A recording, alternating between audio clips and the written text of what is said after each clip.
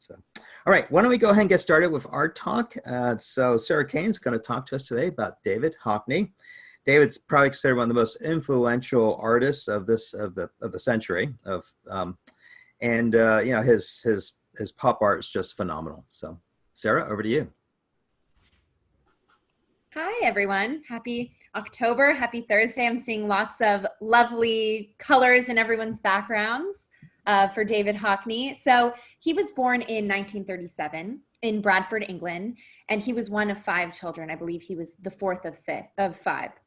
And in grade school, he actually purposefully failed his classes, his academic classes, because the boys who showed academic promise in his school were forced to drop art class. So he then went on to study at the Bradford School of Art and then the Royal Academy of Art in London in 1959. And at the time, students at the Royal Academy had to submit an essay with their final work in order to graduate. But Hockney adamantly refused. He said he should be judged on his art, not his writing. And surprisingly, the Royal Academy, a school that, upholds longstanding tradition, changed its rule and allowed him to graduate. So that's just kind of a testament to the kind of spirit and vigor that he had. So he was drawn to Los Angeles throughout his life and moved here in 1964 and became friends with many creatives like novelist Christopher Isherwood and designer Ozzie Clark. And he really loved it here. And over the next few years, he stayed in California and taught at schools like Berkeley and UCLA. So let's dive right into some of his art.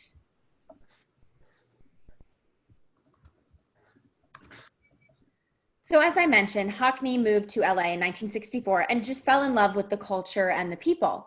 He said, quote, "The climate is sunny, the people are less tense than in New York. When I arrived, I had no idea if there was any kind of artistic life there, and that was the least of my worries." He also noted that everyone seemed to have a swimming pool and the weather was nice enough that people could use it year round. For example, it's October 1st today, and I believe the high is going to be 95 in LA. And at this point in his career, Hockney became drawn towards the idea of the movement of water. As well, he was fascinated by the idea that a picture captures a single second of movement. And so that's what he tried to portray in this piece. I love this quote. He says, "When you photograph a splash, you're freezing a moment and it becomes something else. I realized that a splash could never be seen this way in real life. It happens too quickly. And I was amused by this, so I painted it in a very, very slow way." So this painting is called A Bigger Splash. It was done in 1967, and it's actually based off of a picture Hockney saw in a pool manual. This is the 3rd painting of a kind of series that he did. The other 2 were called The Little Splash and The Splash. And this painting is considerably larger in size, hence the name A Bigger Splash. And this is probably one of the most famous of the 3. This was also a time of experimentation for Hockney and other artists by using acrylic paint on canvas instead of the traditional oil on canvas. It was kind of a fast drying paint and lent itself to the dry, hot climate of Southern California. As well, the colors were more vibrant. So the bright blues, the yellow diving board, even the green at the tops of the palm trees, it's small, but it really pops off the bright blue sky. And he used these monotone colors to make it pop, hence the kind of pop art that he was associated with. So something that really makes Hockney's work unique as a pop artist is that he draws on inspiration from the old masters and artists that came before him. Specifically, Picasso was a huge influence on him throughout his career, and we could see how Hockney uses aspects of Cubism in this painting. This is titled A Visit with Christopher and Dawn, Santa Monica Canyon. It was done in 1984. And similar to the previous painting, he uses these vibrant colors, but that's about all the similarities. This painting is much more abstract, and there's actually a lot of texture and pattern to the colors in this piece, versus the other one was more monotone and very clean lines. If we look closely, we can see self-portraits of him painting on either side of this piece, in the left and right sides. This is actually a 6 by 20 feet painting and was done on 2 canvases, so it's very long. And these dimensions are usually reserved for very grand and old works. For example, The Last Supper has similar dimensions. So again, we can see how Hockney borrowed from the old masters.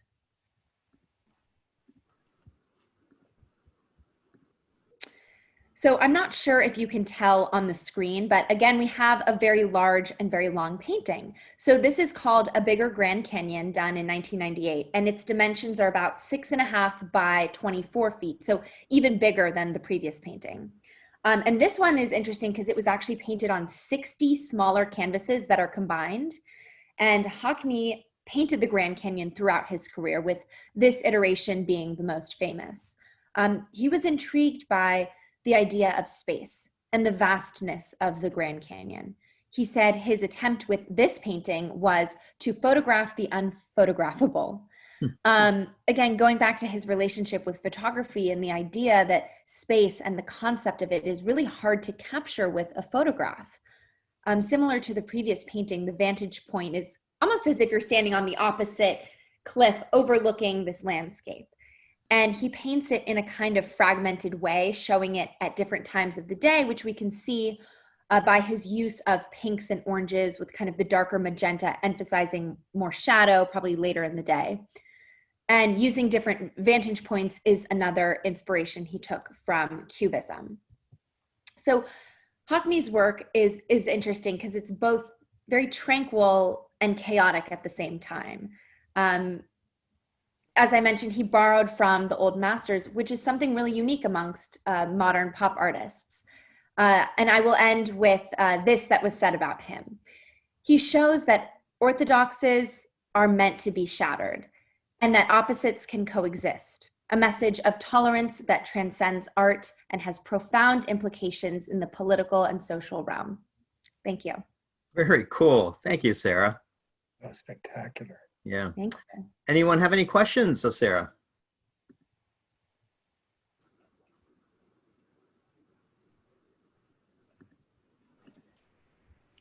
Yeah, I'll just throw a comment out that I'm reminded of looking at an area aerially with Google Maps.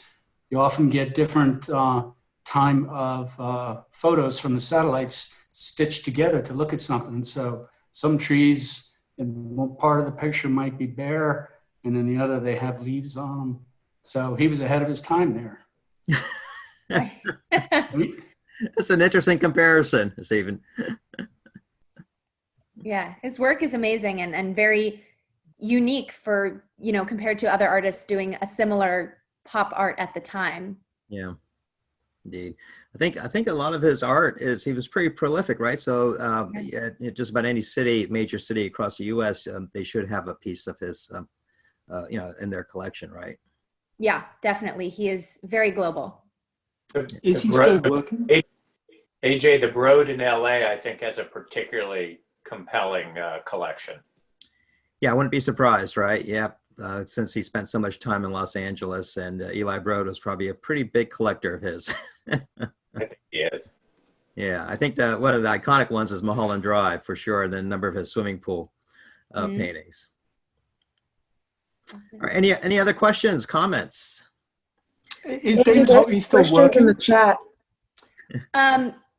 He is, I'm not sure if he's still working. He's still alive. I read something that so he's 83 right now. And I read something that a year or two ago, he decided to leave Los Angeles and move to France to kind of live out the rest of his days. And he said something like he wants to be in France because he can still smoke in restaurants, I believe is what he said.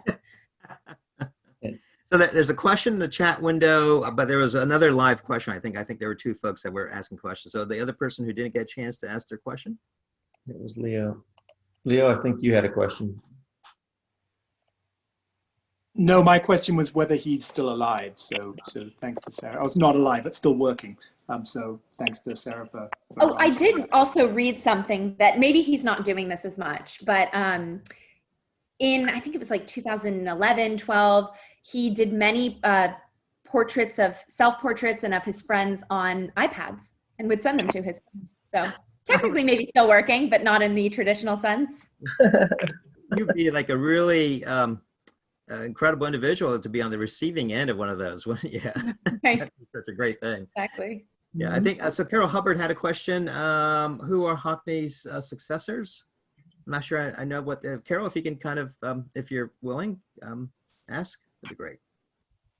Sure. I was just wondering if he was sort of a loner or if he had younger people who worked with him or studied with him.